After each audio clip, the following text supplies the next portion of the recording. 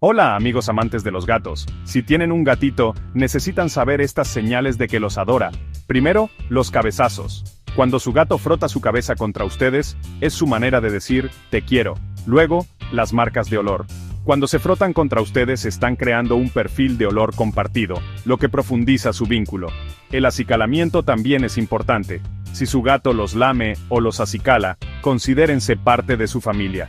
¿Qué tal esos pequeños regalos que traen? Los juguetes o incluso alguna que otra criatura son sus muestras de aprecio. Y si su gato les muestra su barriga, ¡felicidades! Confía en ustedes completamente.